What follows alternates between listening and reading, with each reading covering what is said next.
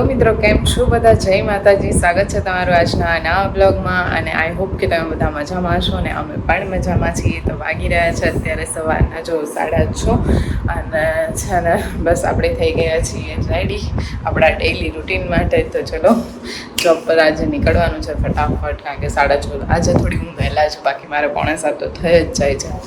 તો બસ જો નીકળીએ અને મમ્મી બી અત્યારમાં સવારમાં કામે લાગી ગયા છે. જો મમ્મી પપ્પા ચપ્પલ શું થયું? પપ્પાના મંદિર થી કોઈ પહેરી જ કાળું મંદિર ગયા હતા. એવું છે? ચપ્પલ નવા ઠીક, એટલે પપ્પા ચપ્પલ નવા. મેં કીધું પપ્પા ગયા તો ઓલા ચપ્પલ પહેરીને નવા ચપ્પલ પહેરીને કાલ કેમ આયા? એ સ્લીપર પહેરીને જાય પપ્પા, સ્લીપર પહેરીને જ જવાય. બધા મંદિરમાં હરખા ના આવતા હોય. સારું જય માતાજી. સવારના માતાજી.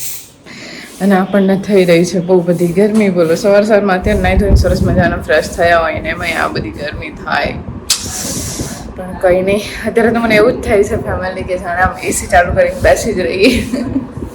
પણ કંઈ નહીં, હવે આપણે એક જેવું વગાડવાનું છે પછી તો વાંધો નહીં આવે. તો ચલો મોડું કર્યા વગર ફટાફટ જલ્દીથી નીકળીએ સ્કૂલે જવા માટે, અને સ્કૂલે જઈને પછી ફરીથી મળીએ.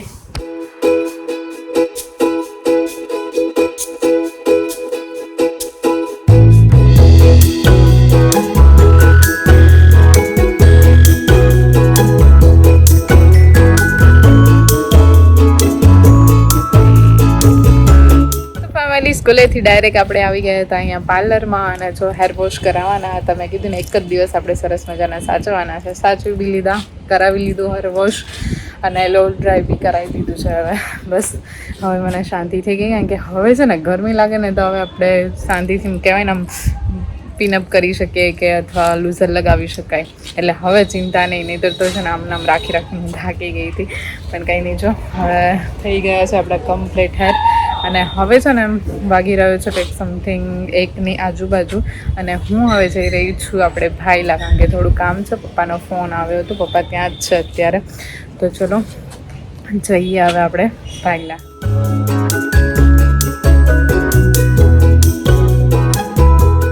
આવી રહી છે જન્માષ્ટમી. 2 દિવસ પછી જ કહેવાય ને કે આપણા કાના ભગવાનનો બર્થડે છે હવે, અને એ માટે લક્ષુભાઈની સ્કૂલમાં છે ને ફંક્શન રાખવામાં આવેલું છે, જેમાં ભાઈ કાનો બન્યો છે. નટખટ કાનો મસ્ત છે જ આપણો.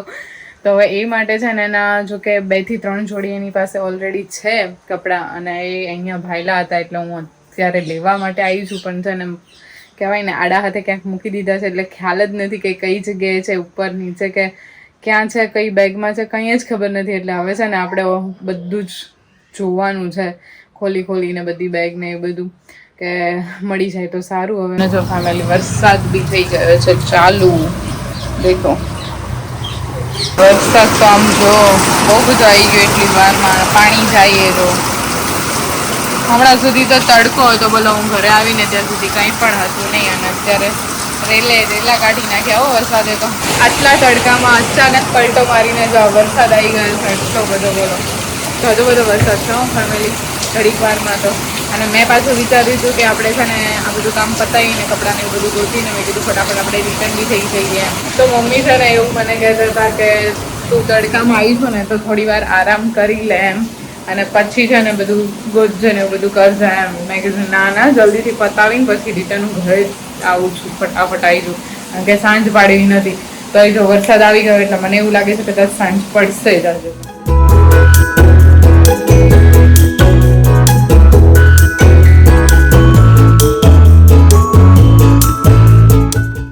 તો ફેમિલી હવે છે ને હું થાકી ગઈ છું, કારણ કે જુઓ તમે અહીંયા આટલા બધા થેલા છે, અને કહેવાય ને આટલી બધી વસ્તુઓ બહાર કાઢવી, જોવું, અને પાછી ફરી હતી એવી પેક કરીને મૂકવી.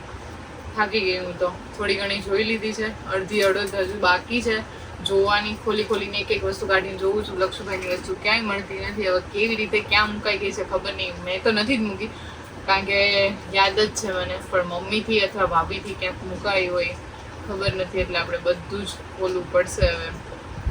મહેનત બહુ માંગી લે એવું કામ છે આજ તો આપણું. અને મને છે ને એકલું લાગતું હતું કારણ કે ઘરમાં આખા કોઈ છે નહીં, હું એકલી, અને એમાં આ બધું કામ કરું, ગરમી લાગતી હતી. એટલે મેં કીધું આપણે બેનપણી બોલાય જ લઈએ. એટલે જો બેનપણીને બોલાવી લીધા છે, એને પણ છે ને બહુ બધી હેલ્પ કરી, પણ વસ્તુ મળી નહીં. કોને ખબર હવે ક્યાં મૂકી દીધી હોય. અત્યારે એમ થાય છે ઠેકાણે બધું મૂક્યો જ તો સારું હતું. કઈ નહીં, હવે આ બધું જ કઈ આપણે પાથર્યું જાય ને હવે હંકેલી લઈએ.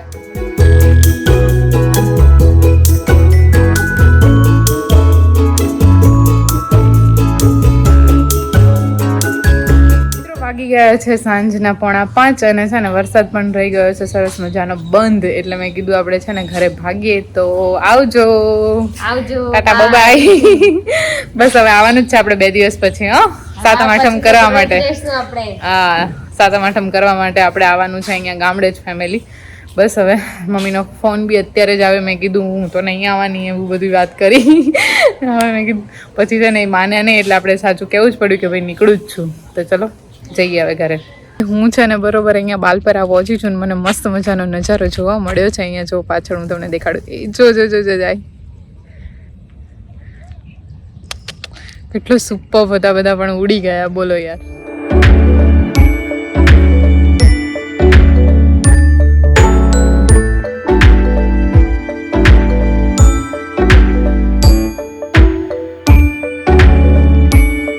મસ્ત નજારો હતો, પણ આમ કહેવાય ને બહુ મોટી સાઈઝમાં. એ શું છે મને નથી ખબર.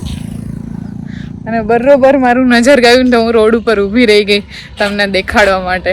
પણ કંઈ નહીં, હજો મને મજા આવી ગઈ જોવાની. આજુબાજુ બધા ખેતરમાં છે ડાંગર છે, એટલા માટે પક્ષીઓ ઘણા બધા દેખાણા મને તો, પણ બધા જ ઉડી ગયા. બોલો. આજના સાંજના જમવામાં તો મમ્મીએ છે ને કંઈક નવીન બનાવ્યું છે. શિવબા પાસેથી મને જાણવા મળ્યું કે મમ્મીએ છે ને અત્યારે છોલેની સબ્જી સાથે ગરમા ગરમ પરોઠા અત્યારે બની જ રહ્યા છે.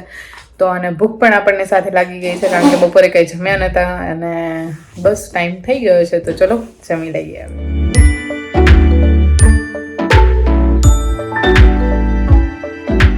वाईफाई कनेक्ट करो. मेरी શું લેવા વાઈફાઈ? मेहंदी. हाँ शिवभाई हमारे मैं वीडियो कनेक्ट नहीं हो रहा है. कौन सा वीडियो हमने बनाया था. दिखा मेरे को पहले. मेहंदी गाऊंगा तो कोई बात नहीं, मैं कनेक्ट नहीं करने दूंगी. तो कनेक्ट. જો તો કેવું અલ્યા વિડિયો વાળો સાનો માનો બે સમજો. ગેમ ડાઉનલોડ કરસ નકરી ગેમ. જા કોઈ વાઈફાઈ નહીં દેવાનું તને. એને ના પાડીને એટલે ફોન લઈ લીધો એટલે રીસાણાસ ભાઈ. નાટકબાજ, પૂરેપૂરો નાટકબાજ. અને પડવું હશે ને આમ જો ક્યાં ઊભો છે ફેમિલી. જો એ ખેલ કરે, જો કોઈ ક્યાં રોવે છે. પડી જઈશ યાર તું. આમ જો તો ક્યાં ઊભો છો લક્ષરાજ. કહેતો ભાગ્યો ભાઈ. નાટકબાજ કંપની. જો બસ હવે ચૂપ થા. હવે લક્ષુબા ગયા છે બાને ફરિયાદ કરવા માટે. તો નીચે ભાઈનો પપ્પાએ ફોન લઈ લીધો ને એટલા માટે કે દાદાએ આવું કર્યું. જોરદાર જબરો છે બાબા. ફેમિલી બ્લોગ ગમે હોય તો લાઈક કરજો, શેર કરજો અને કમેન્ટ કરવાનું ભૂલતા નહીં. ચેનલ પર નવા છો તો સબસ્ક્રાઇબ પણ કરતા જશો. મળીશું હવે ફરીથી નવા એક બ્લોગ સાથે આવતીકાલે. ત્યાં સુધી જય માતાજી.